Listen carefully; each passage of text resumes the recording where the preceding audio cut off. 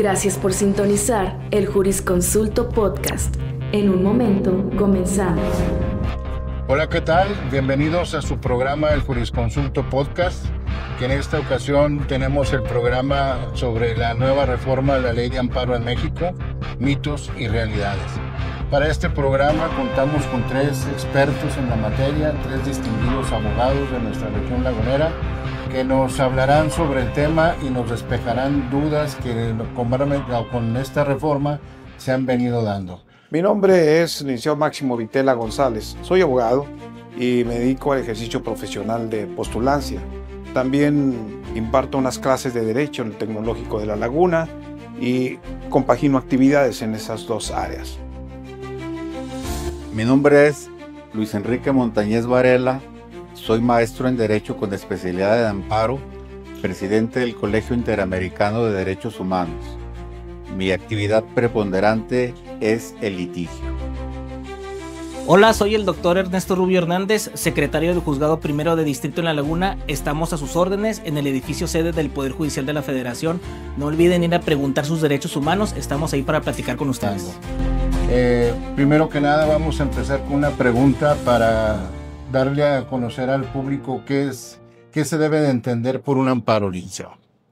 Pues en el caso de un amparo es el control de la legalidad de los actos de autoridad y de las leyes. Esto quiere decir que a través del juicio de amparo es el mecanismo por el cual cualquier ciudadano, o ya en el caso una persona moral, puede protegerse algún acto que considere agravio a su esfera jurídica. ¿Por qué se denomina que el amparo es el recurso supremo de cualquier ciudadano? Es la máxima protección para él. Bueno, en primer lugar, ahí en el caso no es tanto un recurso, es un juicio propiamente, porque dentro en la materia procesal existen los recursos y en este caso lo que es el amparo es un propio juicio por el cual se tiene que llevar por una demanda, se emplaza a las partes interesadas y en el caso se resuelve conforme a pruebas. Es por ello que tiene el contexto de un juicio. Licenciado, ¿qué cambio o cambios busca cambiar la nueva reforma de la Ley de Amparo? Bueno, la reforma del 2025, hay que decir que la Ley de Amparo ha venido cambiando así muy importantemente desde el 2011. Ha tenido muchas reformas, pero a partir del 2011 ha venido teniendo importantes cambios, como es el caso de la inclusión de los derechos humanos de manera expresa en la Constitución, en el artículo 1. Y eso vino a desembocar una serie de cosas no tan solo jurídicas, sino también sociológicas, económicas y políticas, ¿no?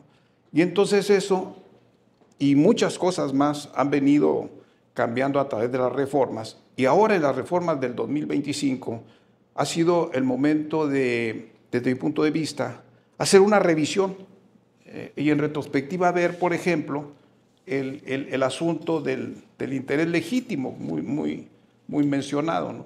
El interés legítimo surge en la reforma del 2013, la Ley de Amparo, y entonces se viene perfeccionando poco a poco con el tiempo y a través de las decisiones de la Suprema Corte de Justicia. Recordemos que tenemos un Tribunal Constitucional a partir a final del siglo XX y lo que llevamos, no. Es un tribunal, digamos, nuevo, pero a partir de todas esas decisiones se ha venido enriqueciendo ese interés legítimo que antes no sabían ni los propios ministros qué era. A mí me tocó preguntarle personalmente al ministro Lainez qué pasaba, que 2 años después de la reforma dijo, lo estamos construyendo, no sabemos ni en qué vaya a parar. Bueno, digo esto porque ahora sí es momento de determinar en retrospectiva cómo ha ido enriqueciéndose, cómo se ha ido construyendo o destruyendo o biformándose esa figura jurídica importante. Se ha venido ampliando. Se ha venido ampliando de manera importante y el espectro a veces ya no es tan fácil manejarlo. Entonces, ha sido necesario reformar ahora la ley de amparo en ese sentido para delimitar, sobre todo, el destinatario del derecho a pedir un amparo de esa naturaleza, con interés legítimo, que tiene que ser ahora pues, de manera, el agravio, de manera directa, real y actual. Que es uno de los elementos esenciales para poder acceder a en materia de amparo. Y aquí lo importante es que tenga que ser el beneficiado, en caso de anulación, el beneficiado de aquella medida. Porque si yo lo pido para que otros se beneficien, cuando hipotéticamente nada más ellos están perjudicados, pero yo no, pues allí es la restricción de la reforma. Muy bien, gracias. Licenciado, se ha dicho que esta reforma limita los derechos del ciudadano.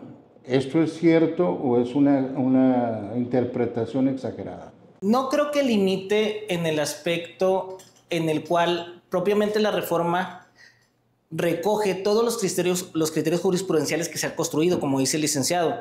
Lo que pasa es que ahora viene un requisito más que antes se recogió jurisprudencialmente.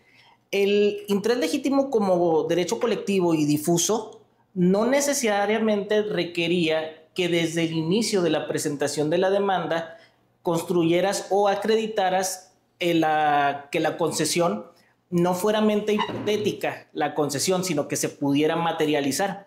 Es decir, el interés legítimo de por sí ya tenía la característica de que deberías de demostrar la afectación real, actual y directa, pero sobre todo tenías que tener una diferencia al resto de la población.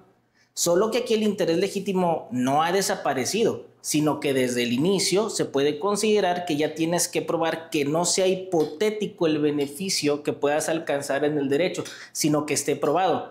Es decir, como esta figura es algo compleja porque no está, mucha gente dice, no, es que está entre el interés simple y el interés jurídico. No, el interés legítimo es otra cosa totalmente distinta. No debemos de catalogarlo como una cuestión intermedia, sino es un interés distinto al simple y al jurídico. De ahí que únicamente esto creo que es benéfico porque sube el nivel jurídico para poder profesionalizarlo y decir, bueno, antes solamente tenía que acreditar la diferencia del resto de la población para obtener este derecho como control difuso. Ahora, desde el inicio de la demanda, tengo que decirle al juzgador, y no es hipotético lo que yo voy a obtener, es real, tangible, material y está acreditado desde este momento. Claro, ya se integra la litis con el informe justificado y demás, pero si subimos el nivel de litigio y lo ponemos desde el principio, no es que haya desaparecido. Es que sí, a lo mejor puede ser más técnico, pero sigue ahí el derecho humano para los colectivos, para los derechos colectivos, políticos, sociales y económicos en el país. Licenciado, todo eso que me acabas de explicar ahorita, ¿cómo se lo explicas a un ciudadano que no conoce el derecho? ¿Cuál es el interés legítimo para el ciudadano común? El interés legítimo es algo que no sea tuyo, pero que te importe y que seas distinto al resto de la población. Tú tienes que generar el acto. Me gustan los árboles, por decir, licenciado. Bueno, van a quitar los árboles de aquí y de afuera. Bueno, todos tenemos un interés simple en que pues, tengamos un medio ambiente sano, etc. Entonces, pues si yo no quiero que quiten esos árboles, primero tengo que crear una asociación que se dedique en su escritura pública al cuidado del medio ambiente. Ya ahí tengo el primer requisito. El resto de la población, soy una persona diferente al resto de la población. Ese árbol no es mío. Es la diferencia del interés jurídico. El interés jurídico es yo compré este árbol y tengo la factura del árbol. Ya lo puedes defender, es tu árbol. Pero pues, con el interés legítimo puedes defender derechos que tú tienes al medio ambiente sano, etcétera, sin que sea tuyo ese árbol. Ahora, con esta reforma no solamente vas a tener que ser diferente al resto de la población como con un acta constitutiva que te dediques al medio ambiente sano, sino que ahora deberás de demostrar, a lo mejor con un peritaje, cuál es el ozono que produce, cómo funciona el árbol, cuál sería el impacto que eso va a generar. Se me ocurre de pronto que la ciudadanía entendiera de que tienen derechos colectivos y difusos que no solamente son de ellos. Es decir, esto no es mío, pero gracias al amparo y al interés legítimo yo puedo acceder a la justicia para poder el reconocimiento y restitución de un derecho. Esa es, no es tan complejo si entendemos que es algo que no es mío, pero que tengo derecho, pero que tengo que preparar el acto para que pueda ser procedente. Un ejemplo, yo soy ciudadano Gómez Palatino, van a tumbar unos árboles en Torreón. Sí. Y pertenezco a la asociación. Sí. ¿Puedo acceder al amparo? Podría, bueno. ¿Tengo ahí un agravio directo ahí? Precisamente es el control difuso. Lógicamente muchas personas entienden que el interés legítimo tienes que tú estar cerca del área donde se está sucediendo.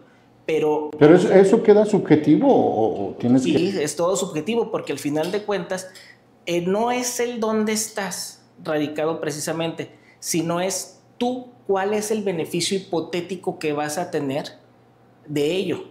O sea, no porque esté lejos, a lo mejor en Chiapas están los manglares o está lejos y yo sí tengo una sociedad que me dedico a cuidar el medio ambiente, puedo promover desde aquí hasta Chiapas, o sea, no es sino se trata de qué es lo que hago yo diferente al resto de la población, pero ahora sí hay que probar que no sea hipotética la concesión, el beneficio que se vaya a obtener personal, sino ya no general, personal, real y no hipotético. Eso yo le sumaría a lo que es en la reforma que se hizo a esto.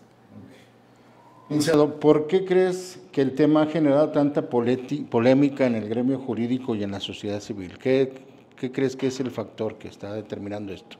Bueno, pues en primer lugar es el factor, como lo acabas de mencionar, político, porque obviamente en el caso, recordemos que pues estamos en una sociedad que está gobernada por un partido político y obviamente pues en el caso, cada partido político que llega a representar en el caso a la nación, pues de una forma u otra determina sus lineamientos, sus políticas y pues obvio que de un factor inmediato hay una controversia.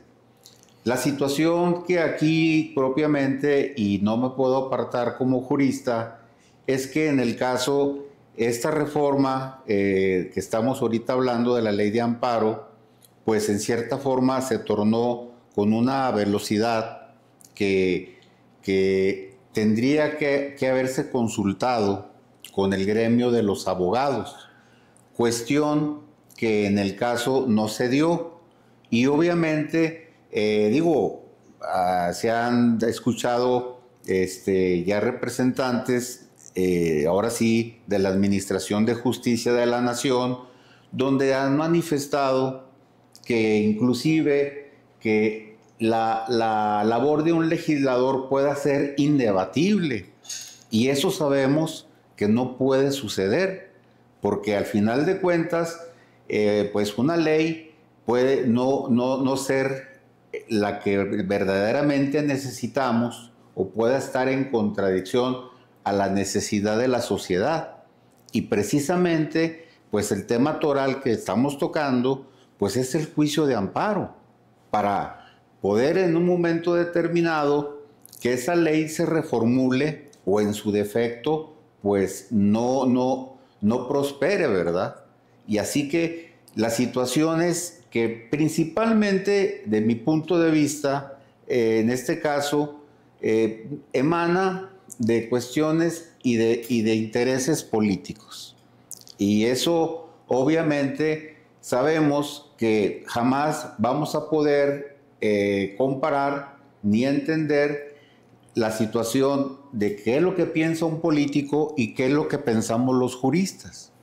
Obviamente, nosotros como juristas y que hemos estado pues parte de nuestra vida en el campo del derecho, sabemos perfectamente las controversias que se suscitan en la sociedad, las controversias que emanan de las problemáticas propias de las familias del individuo. Entonces, en ese tipo de circunstancias, pues al final de cuentas siempre va a existir un debate. ¿Por qué? La ley y en la política, pues creo que es una situación muy enlazada. La cuestión es que precisamente a través de estas mesas, de estas charlas, obvio, si en un momento dado aún, como ahorita lo acabo de decir, una ley no está pues bien promulgada o bien realizada a beneficio de la sociedad, pues precisamente por eso están estos foros. Licenciado, ¿por qué cree usted que el tema se ha hecho tan controversial? Pues es que la verdad de las cosas es que no podemos desentendernos de la realidad. En el sexenio pasado, con base en el interés legítimo, algunas obras de políticas públicas se tuvieron que suspender porque la Suprema Corte de Justicia determinaba la suspensión provisional y luego la definitiva para que no continuaran esas obras, que son para el beneficio de la población muchas veces. Ahí, bueno, pues yo ya veríamos qué tanto beneficio y no, porque desconozco cuánto beneficio y cuánto no. El asunto es que en esas políticas públicas había obras muy importantes, sobre todo para el sur, que se tuvieron que suspender con base, repito, en el amparo por el caso del interés legítimo.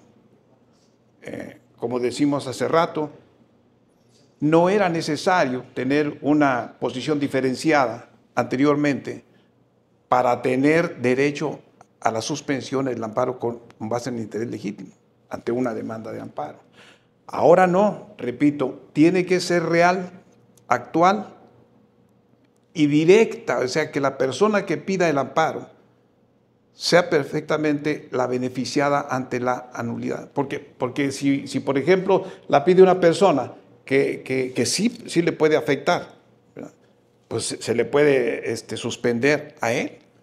Pero si lo pide para que se afecte o se pare cualquier obra y a él no le afecta, entonces ahí no procede la suspensión. Y por eso se ha vuelto polémico, porque pararon muchas obras en el sexenio pasado con base en esto, y ahora con esta restricción, no se quitó el interés legítimo, por supuesto, nada más se restringió. ¿Qué es lo que verdaderamente se restringió? El destinatario del derecho para pedir amparo con base en el interés legítimo. Ese es el mero meollo del asunto, creo yo. Licenciado, de lo que se ha hablado ahorita, desde tu punto de vista, ¿cuáles son las principales modificaciones que sufre esta ley? Muy bien. Bueno, me voy a ir por orden así como está. El artículo 3, primero, se está privilegiando la cuestión digital. La verdad es que en un juzgado de distrito en muchas ocasiones se difieren las audiencias constitucionales con motivo de las notificaciones de las autoridades y más cuando son foráneas, porque la ley de amparo anterior todavía establecía que se tenía que notificar por correo certificado con acuse de recibo. Y la propia naturaleza del trabajo del Servicio Postal Mexicano pues tarda, ¿verdad?, en decir las notificaciones. Entonces exige que las autoridades todas tengan un usuario electrónico. Y eso significa que la notificación va a estar al alcance de un clic. Entonces se va a integrar rápido el expediente. Ya no va a haber un diferimiento porque se encuentra transcurriendo el término para que la autoridad rinda informe. Eso me parece genial. Eso en los transitorios sí se establece que tendrán 180 o 360 días el órgano de administración para poder generar esas cuestiones. Por eso las autoridades sí es muy importante que conozcan de que tienen que tener ahí su padrón.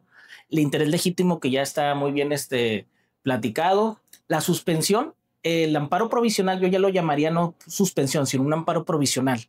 Cuando se advierte la apariencia de un buen derecho, efectivamente, ya existe prohibición expresa en la propia ley de amparo de otorgar una suspensión con efectos generales. Comenzaron a otorgarse unas suspensiones con efectos generales que en muchas ocasiones eran benéficas, pero en otras cosas pues podrían ser cuestionables. Sin embargo, pues ese no es el tema en este momento, pero el caso es que está prohibido la cuestión de la suspensión, el amparo provisional con efectos generales. Además, ya se prohíbe expresamente la interpretación como en el artículo 19 constitucional con el tema de prisión preventiva oficiosa. Ya simplemente, si es por un delito grave, la suspensión es para el efecto de que te quedes a disposición del juez federal en el lugar donde estés recluido. O sea, no es, traigo mi suspensión para que no me detengan. No, te van a detener y ya nada más quedas a disposición del juez cuando se trata de de delitos graves. También para la suspensión, antes veíamos únicamente la apariencia del buen derecho y peligro de la demora, el orden público, interés social, y ahora se agregó algo que se me hace muy interesante, que desde el principio debe estar probada la existencia del acto reclamado o que por lo menos se advierta que existe el acto reclamado. Eso no estaba antes en la suspensión. Creo que está recogiendo... No sé, disculpa que te interrumpa. ¿Nos puedes precisar un poquito más eso, que ese tema, ese punto? Sí, lo que pasa es que el artículo 128 de la ley de amparo establecía en anterior ley que se concederá la suspensión. Bueno, ya claro, hay un análisis muy grande dependiendo del acto reclamado, pero solamente que la solicite el quejoso y que no persiga, que no contravenga disposiciones de orden público e interés social. Eran básicamente los dos requisitos y de ahí ya partíamos. Pero ahora se agregó uno nuevo, que es que exista el acto reclamado, así tal cual dice la disposición. Bueno, aquí la tengo, la existencia del acto reclamado. Nosotros, bajo un análisis de la apariencia del buen derecho, porque obviamente cuando recibimos una demanda de amparo, únicamente tenemos una versión de la historia, ¿verdad? Y con eso trabajamos. Debemos de tener un grado de credibilidad y de razonabilidad hasta cierto punto para poder tomar una decisión respecto no a paralizar el acto, sino de una vez te voy adelantando una posible concesión. Pero también ahora ya está otro requisito, que exista el acto reclamado o que se presuma desde la provisional, o sea, no hasta la definitiva. Es muy interesante también como que ya está ese requisito. Por eso yo insisto en que se está haciendo muy técnico el juicio de amparo, porque no desaparecen requisitos. No desaparece la protección constitucional per se, sino se suman los requisitos. Y desde mi punto de vista es bueno porque el debate jurídico puede ser más amplio, más grande, y pues a nosotros como juristas nos toca estar ahí y entender esas pequeñas particularidades que les puede servir al foro para decir, ya entendí, aquí está existe el acto reclamado, o sea, no para poder obtener ese beneficio del amparo provisional. En pocas palabras, pudiéramos determinar que esta figura del amparo de alguna u otra manera ha sido un abuso excesivo. No diría que un abuso excesivo. O sea, el amparo no es malo. Las personas son malas y es diferente. Okay, sí. Pero bueno, lo han utilizado para trabas jurídicas. Si cuestiones que podrían ser, pero ese punto es donde yo sí quiero ser muy enfático. El amparo antes era bueno y ahorita también lo es, porque hay algo que se llama apariencia del buen derecho. ¿Qué es la apariencia del buen derecho? Es muy distinto conceder una suspensión por una cuestión de una persona que ya viene condenada por una deuda a un niño que no lo dejan entrar a una escuela primaria porque no hay cupo. Hay de derechos a derechos. O sea, podríamos distinguir que no es que valga más un derecho o no, pero en la apariencia del buen derecho yo me voy a poner más requisitoso con una persona que ya viene condenada y que no quiere que le ejecuten un embargo, pues ahí voy a checarte hasta la cuantía y te hago una tasa a ti, índice nacional de precio al consumidor de cuánto te voy a pedir de garantía para que surta efecto la suspensión. A diferencia que venga un niño, oye, no me dejaron entrar a la escuela. Tenga niño, claro, que tenga su suspensión, que vaya a su escuela. Una persona enferma, o sea, es donde entra el análisis de la apariencia del buen derecho. Respecto a que si el amparo antes se abusó del amparo, se abusó o no podría decir eso, sino que el amparo es tan noble y tan fuerte en el Estado mexicano que podía decirle a una autoridad que no. Ya está de forma subjetiva el decir, es que fue malo, es que fue para abusar o no. Yo siento que todas las personas tienen su derecho a pedir justicia y si tienen o no tienen la razón, pues se les dirá sí o no. ¿Y por qué, verdad? Pero todas las personas están al alcance. O sea, el amparo no dice, todos menos fulanito de tal. O sea, la Constitución es general. Muy bien. Licenciado, ¿esta reforma, desde tu punto de vista, fortalece al Poder Judicial o lo debilita? Pues aquí están unas cuestiones que se están ahorita observando sobre la situación. Ya es que hubo una elección ahora democráticamente y en el caso, pues han tomado posesión en un momento dado, pues juristas que en muchas ocasiones ni siquiera los veíamos en los juzgados. Y obviamente sobre la situación que se pega o se arriba la reforma de la ley de amparo, pues obviamente ahorita sí estamos los litigantes los que estamos siempre en el campo de la batalla, pues observando las dos circunstancias, como ahorita lo que acaba de hablar el abogado sobre la situación de la suspensión. En el caso, o sea, que claro, no digo que de una generalidad, pero de una parte de los que han tomado posesión como jueces, magistrados y hasta cierto punto ministros, pues no tienen una carrera judicial. Y sabemos perfectamente que eso es muy importante.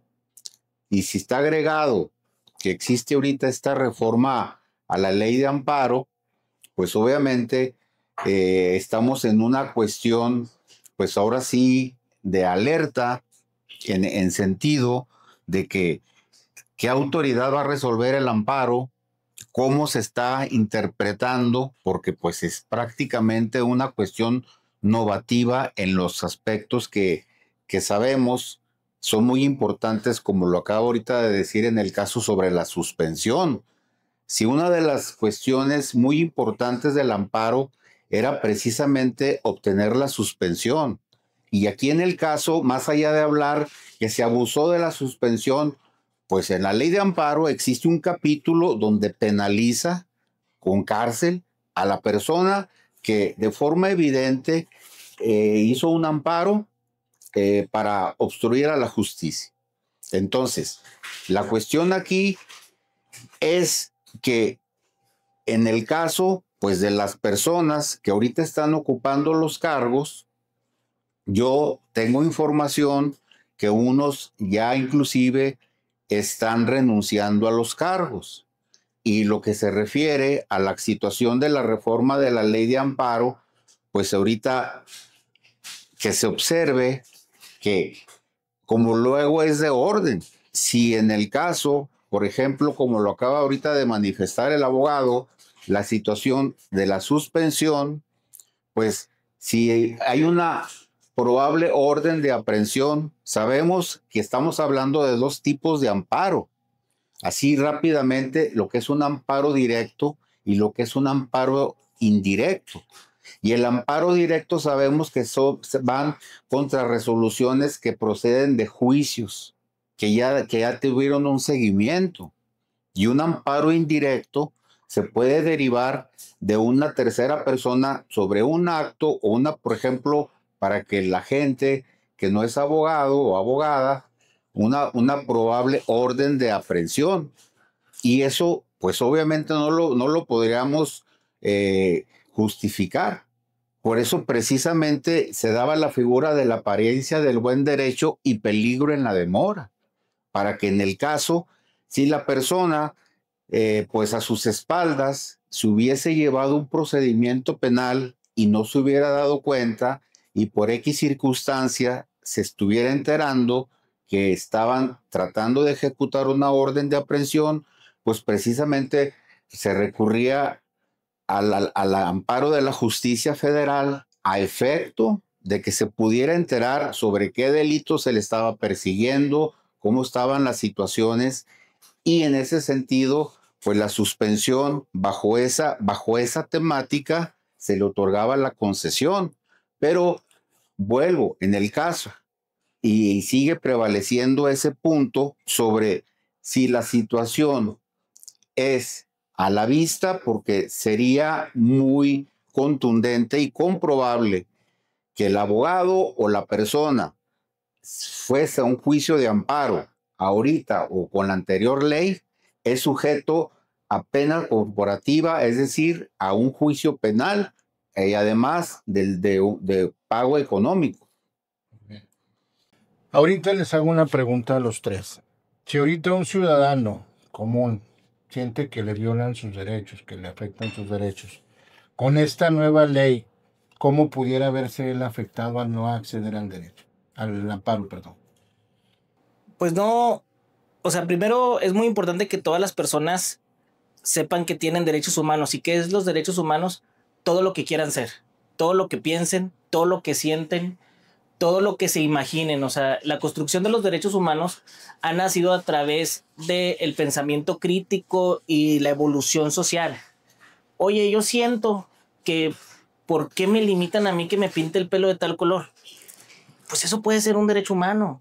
Yo siento que me restringen en el trabajo porque no me ponen una silla y me canso. Pues eso podría ser un derecho humano. O sea, si bien es cierto que podremos encontrar catálogos de derechos humanos, yo los clasificaría como fundamentales, pero los derechos humanos son aquellos que no propiamente están positivizados, es decir, no te vas a encontrar en la Constitución el derecho a la felicidad, pero tienes derecho a ser feliz y tú puedes buscarlo. El caso es que el juicio de amparo, por eso no me gusta retomar la temática de si el amparo antes se abusaba de las suspensiones. Lo que considero es que todas las personas tienen derecho a pedirle a un juez, a una jueza, oye, ¿sabes qué? Yo creo que tengo este derecho. Dime si lo tengo. Así sea subjetivo. Y ya es subjetivo, precisamente. Y ya los juristas, pues a ver de dónde agarramos el tratado internacional, nos traemos derecho comparado de la India o ver qué hacemos y vemos hasta dónde podemos estirar la liga para el reconocimiento de derechos humanos sin que eso caiga en un estado anárquico. Porque al final de cuentas, nuestro trabajo es brindar paz social. Y ningún derecho humano es absoluto, además que la vida, pero de una u otra manera pensar el por qué no, ¿verdad? Y buscar esas herramientas, derecho comparado, interpretación conforme, tratado internacional, aquí, allá, y vemos cómo te ajustamos a ti, tu deseo, tu derecho humano en la sociedad y que no vaya a haber una cuestión anárquica. En concreto, ¿un ciudadano puede verse afectado de no acceder a esos derechos con esta ley? No. ¿Licenciado? Yo pienso que no.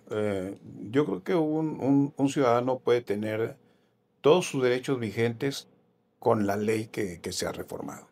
O sea, no se limita absolutamente nada en el derecho humano. El derecho humano, tal como lo han explicado aquí los abogados, es tan grande que no podríamos ni siquiera reducirlo para decir que es la dignidad de la persona. Es una cúspide de idealidad, la dignidad de la persona. ¿Hasta dónde puedes ser digno tú entre los coasociados? No hay límites, como estamos diciendo. Entonces, en base en ese contexto, que si estas reformas limitan los derechos de las personas, claro que no. Está perfectamente permitido el acceso a la justicia con esta reforma, desde mi punto de vista. Las restricciones que ha habido, desde mi punto de vista, son absolutamente necesarios. Acordémonos que estamos en un contexto de leyes. Estamos hablando de la ley de amparo, pero para poder reformar la ley de amparo se tiene que estudiar una serie de leyes muy distintas, que parece que estamos en una jungla, pero es un orden jurídico el que tenemos. Habla la reforma de la ley fiscal y de la ley orgánica de la Administración Pública Federal. Se tuvo que analizar.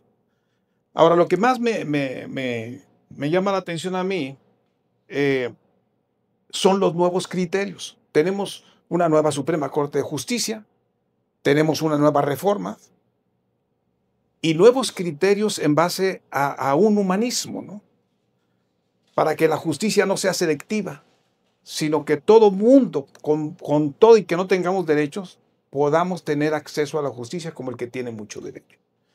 Ese criterio va a ser muy importante para darle fisonomía a cada uno de los derechos que establece la reforma. Eso se va a construir, se va a ir generando. Acordémonos de la técnica jurídica, que no es una cosa menor. Técnica jurídica tenemos una hipótesis normativa en donde solamente hipotéticamente establecen hechos y actos jurídicos. Pero es hipotético. Cuando esta hipótesis normativa salta a la realidad porque alguien realiza el acto, aparece la hipótesis, los actos jurídicos aquí en hipótesis y los hechos de la realidad. Y entonces el juez tiene que hacer una operación muy importante de técnica jurídica. Y eso es muy importante y muy difícil. Por eso los juzgadores tienen que ser, ante todo, íntegros y, por supuesto, capaces. Pero esta construcción que se va a hacer próximamente, futuramente, en los criterios, va a ser el que va a decir de verdad hasta dónde fue buena o no la reforma. Muy bien. Para ti, Linceo, ¿limita el derecho del ciudadano al acceso a la justicia? Definitivamente no, en sí, en cuanto al acceso, porque no está en sí coartando los derechos. Lo que sí es que con base a lo que estábamos ahorita analizando el interés legítimo, que es difícil, ¿verdad? Estarlo explicando en una charla, pero de mi punto de vista, en el caso, la concesión del amparo para la persona que vaya al amparo bajo esa modalidad, se dice que la concesión va a ser personal o va a ser para el efecto propio. Entonces, lo que yo considero que lo que va a venir la causa es que, si, como lo decía el abogado, si es un colectivo que cuida, en el caso, un medio ambiente, pues va a ser que todos los del colectivo se vayan, en este caso, al amparo. Y considero que eso va a ser una carga innecesaria, en este caso, para un juzgado, para un tribunal de amparo, que bajo ese razonamiento. Pero en sí, en el caso, ese es mi punto de vista, que yo considero que más allá existe ahora sí un alto fortaleza en criterios jurisprudenciales que obviamente nosotros como juristas sabemos que son modificables, o sea, conforme a las situaciones que viene viviendo el ser humano y la sociedad, pues obviamente se va transformando. Entonces, digo, ha habido en cierta forma jurisprudencias que pues ya en el caso han quedado obsoletas por la misma situación de que pues ya los actos, los generadores de esos actos, pues ya no existen, ¿verdad? Entonces, aquí pues no va a ser en sí una situación propiamente, también como lo han expresado, también digo, a veces con tintes amarillistas de que esta reforma es mala. Los juristas sabemos que existen y dentro de la reforma están los mecanismos de defensa. Aquí la situación, obviamente, que los que obvio sufrieran o se sintieran agraviados por un acto, pues que consulten en el caso a un experto, a un jurista que esté realmente inmerso en la materia para efecto de hacer valer sus derechos, porque ya en sí no está así coartado en un derecho, sino hay que tener muy bien definido la causa de pedir. En concreto, no está limitado el ciudadano. No está limitado. Muy bien. Yo quiero hacerles una pregunta para que la sociedad que nos esté viendo sepan sobre qué es lo que pasa con la nueva reforma. Ahorita, por ejemplo, habría preocupación por un ciudadano que piensa que se va a quedar sin protección ante no sé, un caso de expropiación de su tierra, de un despido injustificado o de las decisiones arbitrarias que pudiera tener un juez en su contra. ¿Está desprotegido el ciudadano común ahorita con esta ley? No, definitivamente no. Precisamente, insisto en que esta ley, desde mi punto de vista, lo único que sube es el nivel de litigio para nosotros como abogados. Pero eso no significa que la persona esté desprotegida, porque existen las defensorías públicas, los cuales contemplan también abogados muy preparados, gratuitos, que pueden asesorarlos y llevarles su juicio. Entonces no diría que están desprotegidos. Muy bien. Nada más para cerrar de nuevo este tema, la suspensión es directa y se acaban los efectos generales con esta ley. Ah, sí. Sí. Ahora con la nueva ley se acaban los efectos, la suspensión de los efectos generales de la ley. Y por lo que hace al interés legítimo, pues como hemos dicho, es necesario que sea directo el beneficio, la de la anulación real y actual. Para un ciudadano que lo esté viendo, ¿qué significa una suspensión general en un amparo?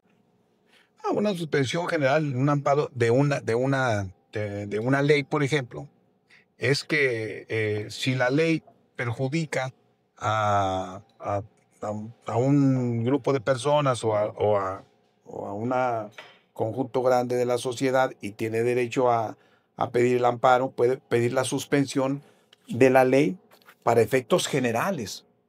Es porque es inconstitucional. Sería una ley para efectos generales, debe ser suspendida porque es inconstitucional. Y eso es lo que queda textualizado ahí en la reforma. Está prohibido totalmente ya que tenga efectos General. Yo lo diría así como el juego de la Trayo. ¿Cuál era el que decía 1, 2, 3 por mí, por todos mis amigos? Dale, sí. Ahora, para que la gente lo entienda, la suspensión con efectos generales era 1, 2, 3 por mí, por todos mis amigos. Ahora ya nada más es 1, 2, 3 por mí. Y se acabó. Y ya el cuate que viene ahí, pues ya marchó. Por eso es que comento que en ese sentido, pues va a subir la carga de trabajo para los juzgadores. Porque, pues, en el caso, como la suspensión va a ser o la sentencia de amparo va a ser personalizada, y si fue una situación de un interés colectivo, pues van a tener que acudir al juicio para poder recibir ese beneficio. Alguna situación que no quisiera pasar, no sé, digo, en el caso sobre la sentencia. En el caso dice, si son contra órganos de gobierno o autoridad, contra la autoridad, por ahí establece que si la autoridad en un momento dado se manifiesta que no puede cumplir con la sentencia, entonces ya no habría más que hacer. Y considero que en el caso, en la experiencia que se ha dado, efectivamente, por ejemplo, en el caso de una expropiación a un ejido para que pasara una carretera federal, pues obviamente se ha acudido al amparo y se da la concesión del amparo. Y obviamente la autoridad dice, oye, mira, se expropió por un beneficio de orden público. Entonces no lo puedo restituir porque ya está la carretera o un puente, etcétera. Pero se daba el cumplimiento sustituto, ¿sí? Y aquí, pues no sé, excepto que ustedes pudieran quitar esa duda, yo no veo que hable de cumplimiento sustituto esta nueva ley. Simplemente dice, si la autoridad se manifiesta que no puede dar cumplimiento, prácticamente ahí quedó la situación del amparo. Y yo considero que eso sí se debe de ver, se debe de estudiar, porque entonces sí podría causar muchos agravios. Muy bien. Licenciado, si tienes... Yo creo que como sociedad a lo mejor el amparo, si bien es cierto, ya esos efectos generales están restringidos. Creo que a lo mejor es muy importante decir, bueno, ya no volteó para acá a ver el amparo, pero le echo un ojito ahí a la acción de inconstitucionalidad y a la controversia constitucional. O sea, ya temáticas con la Suprema Corte. Si bien es cierto que está muy delimitada quiénes son los sujetos legitimados para promover una acción de inconstitucionalidad y una controversia constitucional, son mecanismos que esos no se les movió nada. Bueno, por lo menos de no hacer la interpretación constitucional, pero ese es otro tema. Pero el caso es que si nosotros como sociedad civil decimos, bueno, vamos a asomarnos a cómo nosotros en nuestro grupo parlamentario, nuestros representantes, diputados, senadores, los colectivos que se acerquen de esa manera a poder iniciar una reforma en la cual se pueda ampliar la acción de inconstitucionalidad para que haya más sujetos legitimados para poderla promover, y de esa manera creo que estaría ya acatada, o sea, decir, órale, dejamos la ley de amparo para las personas en lo individual como originalmente se creó la fórmula de Otero, y nos vamos a sacar la cuestión general al máximo al Tribunal Constitucional del país con la acción de inconstitucionalidad. Se me ocurre esa temática porque, o sea, no todo está terminado. Hay que recordar que todavía existen las omisiones legislativas. Los amparos por omisiones legislativas, a pesar que es algo muy técnico, se establece que cuando la autoridad está obligada a legislar, y debemos de recordar que estamos en un sistema interamericano de derechos humanos donde la propia convención obliga a los estados partes a que tengan recursos efectivos. No estoy diciendo que el juicio de amparo dejó de serlo, pero estoy diciendo que también tenemos otros mecanismos constitucionales donde a través de las omisiones legislativas podría caber una temática ahí donde se asomaran los efectos generales. Muy bien. Desde tu perspectiva, ¿qué papel jugarán ahora los jueces de distrito y los tribunales colegiados? ¿Tendrán más o menos margen de proteger esos derechos? Pues van a jugar un papel protagónico, y la verdad es que mientras no nos quiten el primero constitucional, mientras México no siga formando parte del sistema interamericano de derechos humanos, mientras prevalezca la contradicción de tesis 293/2011 del Pleno de la Suprema Corte de Justicia de la Nación, tenemos la Ley de Amparo, el Tratado de Viena, la Convención Americana de Derechos Humanos, la Constitución alemana, en la India el derecho comparado, y tenemos un abanico tremendo del parámetro de regularidad constitucional.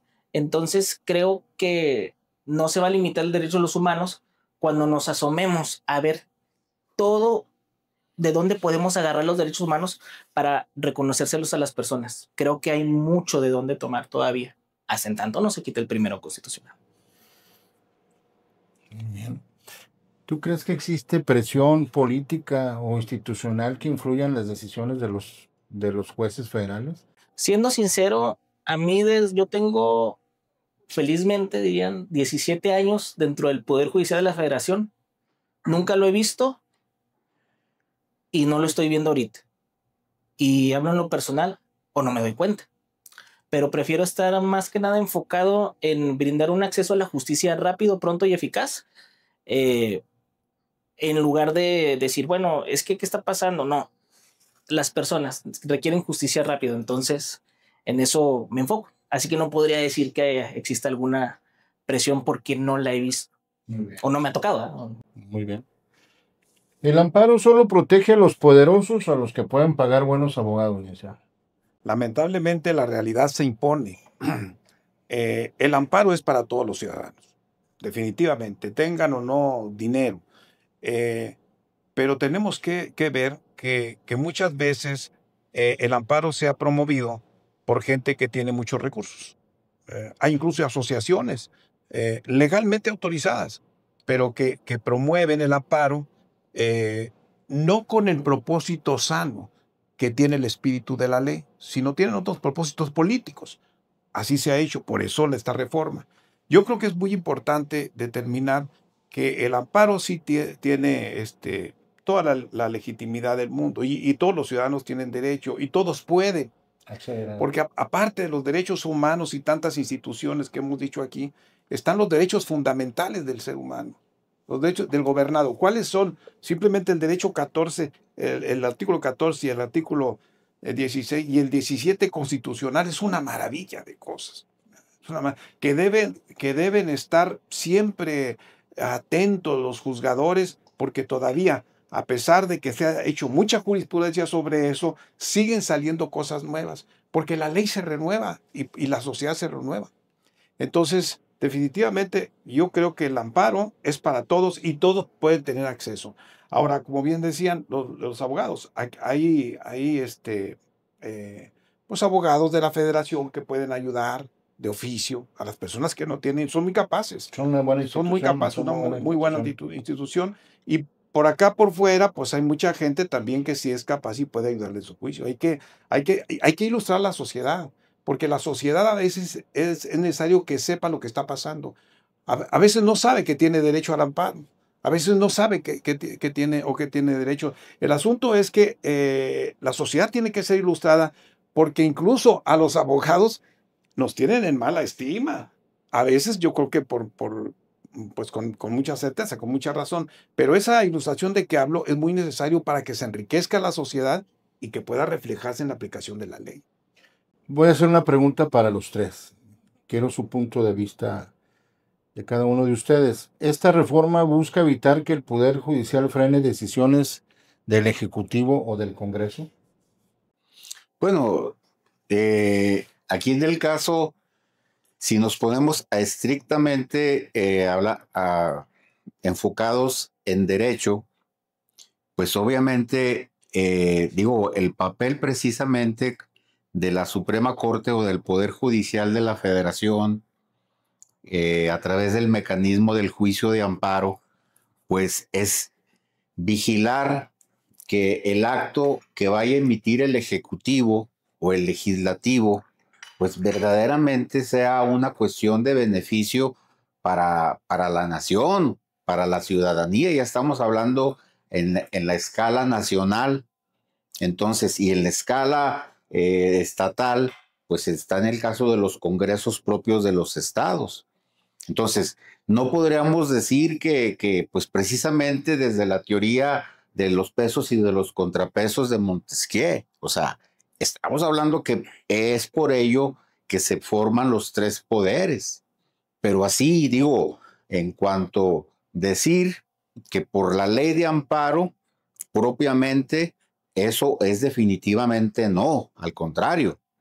Ese es el órgano regulador precisamente para que el acto que se emita por parte, ya sea ahora la presidenta como primera ejecutiva del país o de los congresos, pues precisamente el tribunal de amparo sea que vaya a estudiar en el caso de que el ciudadano se sienta agraviado, pues si ese acto o esa ley, pues realmente afectó su esfera jurídica, pero de forma así no teórica, sino obviamente ya preestablecida e institucionalmente, no puede ser ni obstáculo ni beneficio. Debe de ser precisamente el órgano regulador, ¿sí? Que en este caso pues sería nuestro garante de nuestros derechos. En concreto, ¿crees que esta reforma no busca eso, limitar el poder judicial? Bueno, obviamente así de primer contexto no tanto el poder judicial, porque no está en este caso la ley de amparo desconociéndoles o quitándoles derechos a los juzgadores, sino está regulando los procedimientos. Pues es que yo diría que, por ejemplo, un desarmador, ¿para qué sirve? Destornillar. Un martillo, ¿para qué sirve? Para clavar. El Poder Judicial de la Federación, en el Estado de Derecho, en un ejercicio democrático, sirve para la protección de las minorías. Nosotros ya estamos representados en un ejercicio democrático deliberativo mayoritario a través precisamente de la Cámara de Diputados, que representan a las personas, los senadores representan a los intereses del Estado, y de ahí se hace el ejercicio democrático parlamentario para la creación, modificación de normas. Y el Poder Judicial de la Federación está precisamente constituido en el Estado para que una sola persona se pueda proteger o amparar en contra de toda una ley. El discurso de decir cómo un juez puede decirle al Congreso de la Unión que su ley está mal y que se detenga, bueno, ahorita ya no se puede porque sí está modificada la suspensión contra normas generales, pero de eso se trata. O sea, la chamba del Poder Judicial de la Federación es ejercer el control concentrado y difuso de constitucionalidad y de convencionalidad. O sea, para eso está hecho. Entonces, el discurso de decir, es que está hecho para detener al gobierno, no es, pues sí, o sea, pero para eso está hecho. O sea, ¿por qué me voy a enojar? Lávame el carro. Híjole, es que lo dejaste muy limpio. ¿Pero por qué lo lavaste? Pues es que tú me dijiste, pero es que está muy limpio. Pues es que de eso se trata. O sea, el Poder Judicial de la Federación no está hecho para molestar, o sea, está hecho para poder revisar la constitucionalidad de los actos de las autoridades. O sea. Así es. Muy bien, licenciado. Pues es que es muy interesante estas charlas porque esta pregunta última que estamos platicando surgió en el constituyente de los Estados Unidos.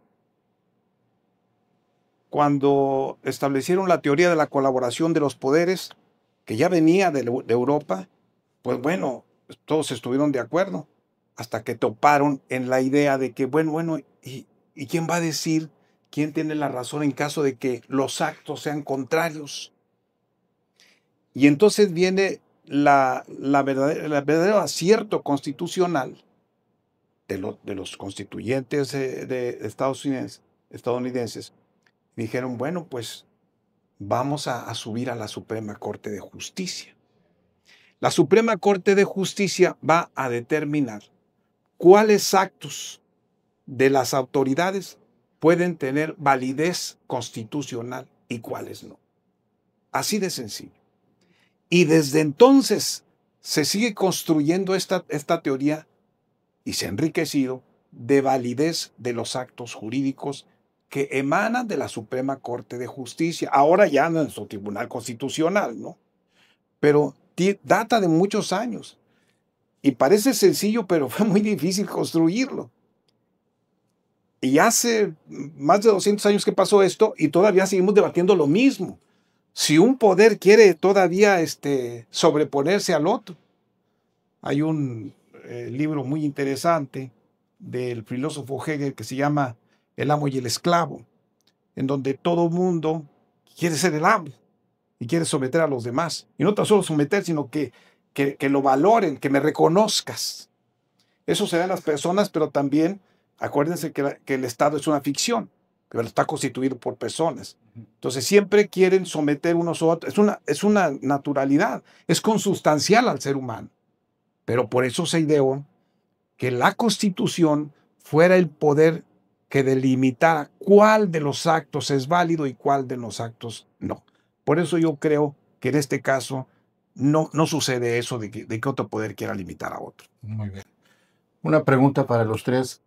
¿Qué debemos exigir como sociedad para no retroceder en materia de justicia y derechos humanos? Pues, en primer lugar, yo considero que las personas que imparten la justicia realmente tengan el conocimiento y tengan principalmente la vocación, porque los que estamos aquí sentados sabemos que es muy importante, como por ejemplo el abogado que ha trabajado para el Poder Judicial, que es la Administración de Justicia, y otros que hemos sido abogados litigantes. En esa situación, sí es muy importante que en el caso la vocación y la preparación sea algo muy importante, porque luego resulta que puedo tener mucha vocación y obviamente pues puedo carecer de mucha preparación.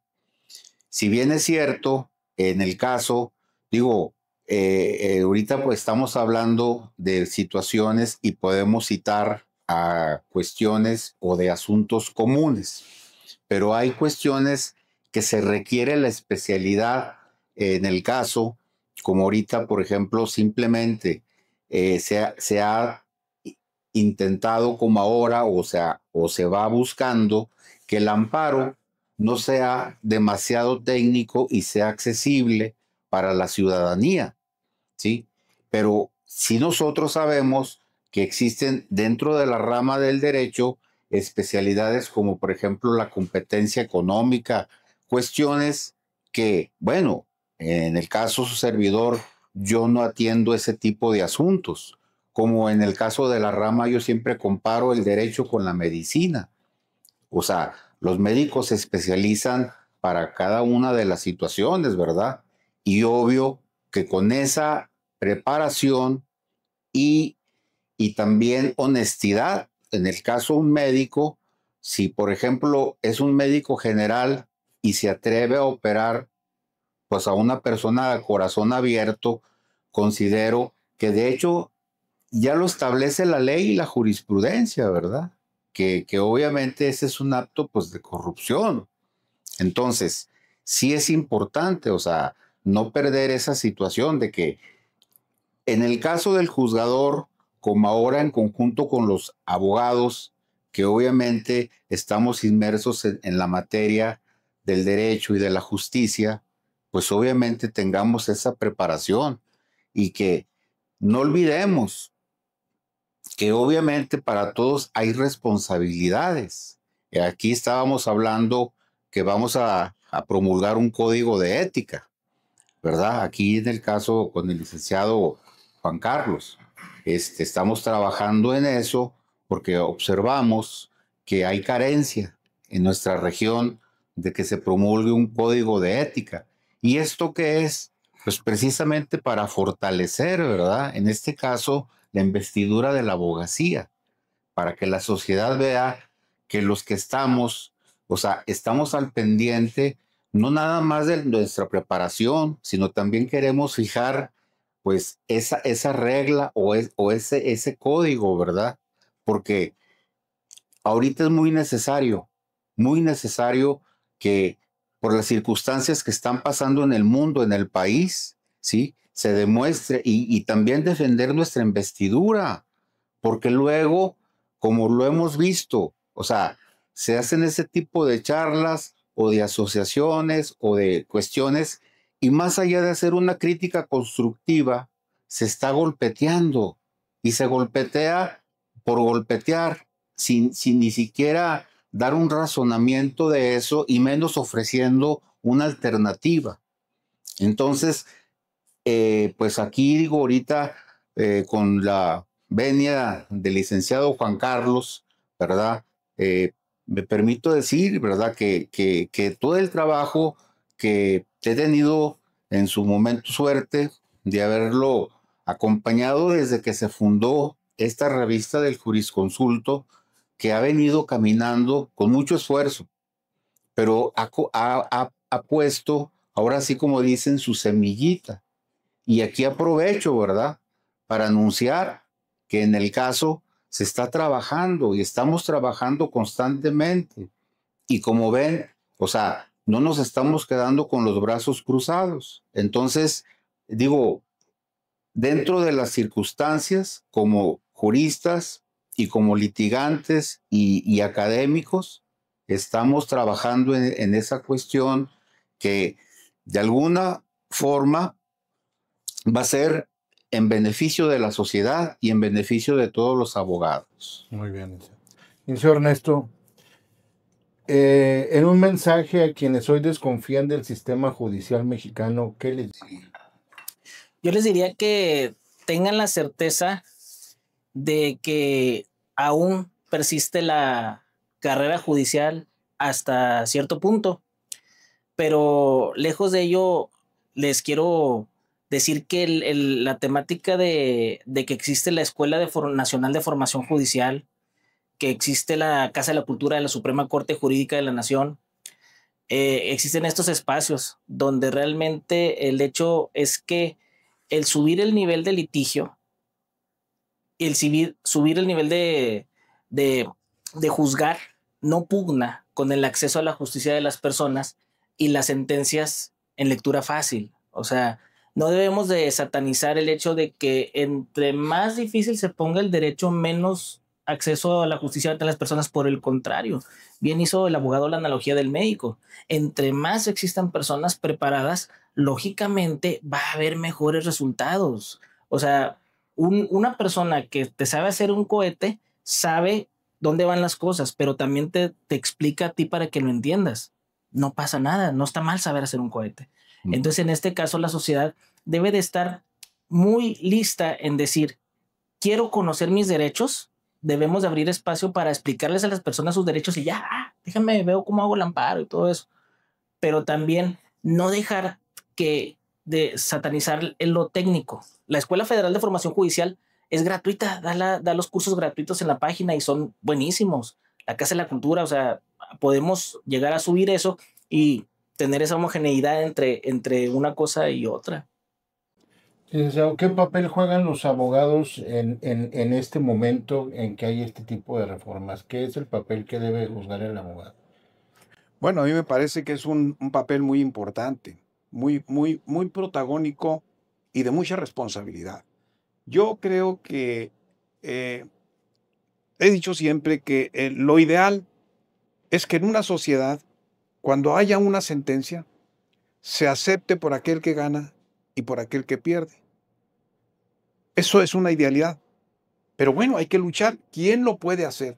Nosotros los abogados que nos dedicamos a esto a diario, tenemos una gran responsabilidad porque hay que ilustrar a la sociedad. Una es que el juez sea un juez probo. Eso es lo que se está pretendiendo con estas reformas.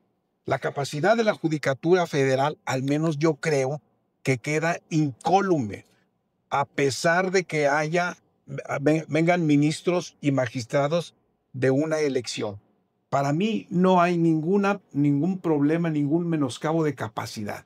Tienen una capacidad enorme todo el Poder Judicial Federal.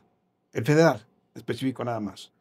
Ahora bien, decía yo que la responsabilidad de los jueces para ser un juez probo, un juez que realmente vea bien la justicia y se la dé a quien debe ser, es muy importante, pero más importante aún es que la sociedad se vaya ilustrando cuáles son sus derechos para llegar a esa idealidad de que hablo. Y uno de los grandes artífices para poder hacer el conecte entre el juez y la sociedad, pues es el abogado. Es el que le tienes que decir al cliente desde un principio en qué posición se encuentra ante la legalidad. Y sobre todo hablarle con la verdad. Claro, hablar con la verdad, con la honestidad. Mira, no te puedo ganar este juicio porque no tienes la razón. Podemos hacer cualquier gestión, pero tú no puedes porque no tienes derecho. ¿Me entiendes? El asunto te va diciendo hasta dónde vas a llegar. No, es lo peor que podemos hacer los abogados, mentirle y decir que vas a ganar un juicio que no es ganable. Para mí, yo creo que es muy importante que el abogado hable con la verdad, con su cliente, con la sociedad y ante el juez. Cuando hables así, nadie te puede decir nada. Muy bien. Antes de terminar, les hago una pregunta a los tres. ¿La reforma al amparo representa un avance o un retroceso? Una sola palabra nada más, licenciado Hernández. Avance. Avance. Licenciado. Pues un avance. Ok. Último mensaje que quieras dirigirle a la sociedad que te está viendo, licenciado. Pues yo les diría que traten de hacer proposiciones normativas. Es decir, cualquier derecho humano que ustedes tengan, llévenlo a un juzgado. Acérquense, si quieren hacerlo técnico, acérquense a la Defensoría Pública Federal, porque estamos hablando de algo federal en materia de derechos humanos. Ya existe la justicia local, pero bueno. De ahí nació los derechos de las personas de la comunidad LGBTQI+, de ahí nacieron los derechos de las personas trans, de ahí nacieron los derechos al uso lúdico de la marihuana. O sea, al final de cuentas ustedes pueden decir eso, llévenlo a un juzgado de distrito. Y si no se acercan a la Defensoría Pública Federal, acérquense directamente al juzgado. Cuando estamos de turno, en ocasiones directamente recibimos una comparecencia de forma gratuita, eficaz, rápida, e inmediatamente otorgamos una suspensión cuando hay un buen derecho y que existe una naturaleza urgente. Acérquense al Poder Judicial de la Federación con el derecho que ustedes crean que tienen y que la autoridad ha transgredido, el que quieran. Y ahí les diremos que sí o que no. Muy bien. Licenciado, un último mensaje a la ciudad. Pues que en el caso estamos en un momento muy importante, que si bien es cierto, ahorita mi manifestación de una pregunta y una respuesta expresa, digo que es bueno, pero sí puntualizar que nos encontramos en un momento histórico que obvio tiene que darnos de una forma o de otra un avance para tener un mejor estado de derecho. Las circunstancias que ahorita en un momento dado puedan considerarse indelebles o que puedan tener poca fortaleza hablando en estructura jurídica, considero que toda esa situación debe de reforzarse y de aquí debe de partir a un mejor posicionamiento, en este caso, de la administración de justicia como para los operadores jurídicos que estamos ahorita dentro del sistema defendiendo los derechos en las actuaciones que estamos teniendo propiamente como abogados. Así que pues mi mensaje es que si estas circunstancias todas son para mejorar y tenemos que tener fe que realmente la capacidad del mexicano y que confíen en la capacidad de los juristas que acudimos a estas charlas, que estamos constantemente en la academia y que estamos preocupados para que realmente exista una verdadera y transparente administración de justicia. Eso vamos a tenerlo como se han venido dando en los tiempos. Muy bien, licenciado. Gracias. Licenciado. Bueno, yo le recordaría a la gente que pues todas las sociedades están en un constante cambio y que México se mueve en un concierto internacional en el que está tomando un nivel muy importante. y yo invoco a que tengan confianza en el Poder Judicial. Vamos a ver cómo trabaja con estas reformas, con esta elección. A priori no podemos descalificar a nadie. Entonces vamos a ver qué historia nos van formando, qué historia nos van a contar con las resoluciones, y al menos por mí, yo sí le digo a la gente que tenga confianza, creo que va a ser mejor que como estábamos. Y por otro lado, que si toda la sociedad se interesa en estos temas, vamos a enriquecernos para hacer un país mejor. Pronto vamos a tener buenas perspectivas, porque México está teniendo un lugar muy importante en mundialmente. Yo creo que en estas décadas, más o menos, México habrá avanzado al cuarto o quinto lugar de las mejores economías del mundo, ¿eh? Y para eso se necesita tener un poder judicial fuerte. Yo creo que hay que tener confianza. Muy bien. Pues que sea la razón y la justicia y no la política la que prevalezca a final de cuentas con esta reforma. Esperemos que triunfe la justicia y que triunfe la ley, ¿verdad? Agradecerles, les agradezco mucho su presencia, gracias por venir a compartir sus conocimientos, sus puntos de vista, por tener ese espacio, darnos este espacio para poder mandar este mensaje a través del podcast. Ojalá a la ciudadanía y a los litigantes pues les sirva de algo toda esta charla que hemos tenido. Muchas gracias a todos, gracias a nuestros amigos de Digitalizarte por este programa que nos apoya, a nuestros amigos del Hotel Nube que como siempre nos brindan su espacio, sus instalaciones para poder llevar a cabo este programa. Los esperamos en el siguiente programa del Jurisconsulto. Hasta luego. Chao. Gracias por sintonizar el Jurisconsulto Podcast.